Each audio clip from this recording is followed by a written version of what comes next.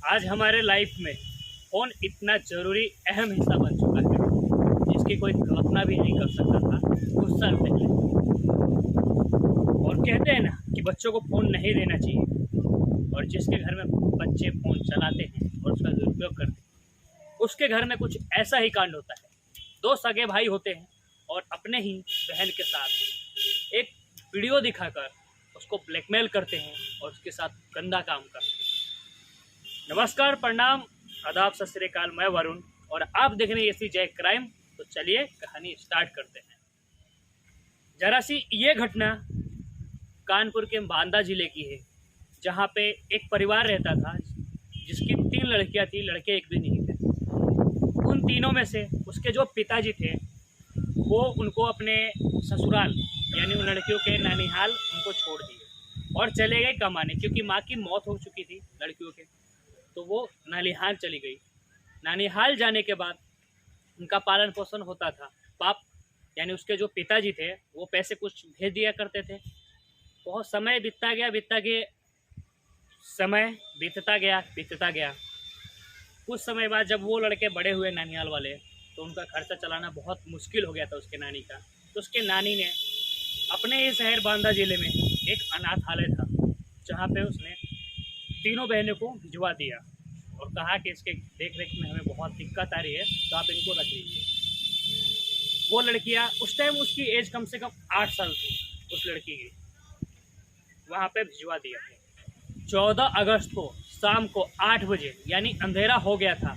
उस टाइम क्या होता है कि जब वहाँ से एक लड़की कमरे में से गुजर रही होती है तो किसी चीज़ से टकराती है। टकराने के बाद जब वो लाइट ऑन करती है तो देखती है वहाँ पे एक लड़की पड़ी हुई है, जिसके हाथों का नस कटा हुआ है, वो बेहोश पड़ी है। उसका इलाज कराया जाता है। इलाज कराने के बाद पुलिस उससे जो पूछताछ करती है, जो वो बयान देती है, वास्तव में वो दिल दहला देने वाली बयान देती है। उससे पहले की पूरी कहानी जानते हैं, चलिए बताता हूँ। तो फिर 2 लोग, कानपुर के ही 2 लोग होते हैं जो जाते हैं उनको गोद लेने के लिए। कहते हैं ना कि भाई नहीं होता है तो लड़की को गोद ले लेना चाहिए, बहन की कमी पूरी हो जाती है। लेकिन यहाँ पे तो कुछ और ही मंजूर था। वो जाते हैं, गोद लेते हैं, लड़कियों को देखते हैं, तो इसमें से जो सबसे बड़ी वाली लड़की होती है, जिसकी एज उस टाइम तक 12-13 साल हो गई होती है, उसको लाते हैं। और उसको लाने के बाद अपने घर में पालन पोषण करते हैं। और जो 2 लड़के थे उनके घर में ऑलरेडी, उन लड़कों को कहते हैं कि ये तुम्हारी बहन है। हालांकि वो छोटी रहती है उनसे, एक छोटी बहन है, तुमको इसका ख्याल रखो। जितना तुम अपना ख्याल रख लो एक दूसरे को, उतना ही ख्याल इसका भी रखो। होता गया, टाइम बीतता गया 2019 में। और उन लड़कों के देखिए, लड़कों का होता क्या था कि वो लोग फ़ोन चलाते थे। घर वालों का जो फ़ोन था वो चलाते थे। छोटा वाला लड़का था, वो फ़ोन साइड खोलता था, फ़ोन साइड देखता था उस पर। और कुछ दिन बाद में बड़े वाले की भी लत लग गई, दोनों आपस में लड़ने लग गए। उसके घर वालों ने बोला कि तुम एक ही वीडियो देख रहे हो तो लड़ते क्यों, एक साथ देखो। टाइम बीतता गया। फिर 2021 में 9 जुलाई को उन्होंने एक प्लान बनाया और वो ही वीडियो अपनी बहन को दिखाते थे और कुछ वीडियो बना लेते थे। और ये घटना कम से कम 2 साल तक चला, 2019 से 21 तक। 21 के बाद में जब उस लड़की को लगा कि नहीं अब बहुत ज़्यादा हो रहा है, तो वो अपने पढ़ रही स्कूल में बताया उसने। तो वहाँ के टीचर ने पेरेंट्स को बुलाया और उसको कहा कि ऐसी ऐसी बात है। पेरेंट्स ने उस बात को दबा दिया और कहा ठीक है हम समझाएंगे। कुछ टाइम फिर बीता और फिर वो ऐसे ही करते थे।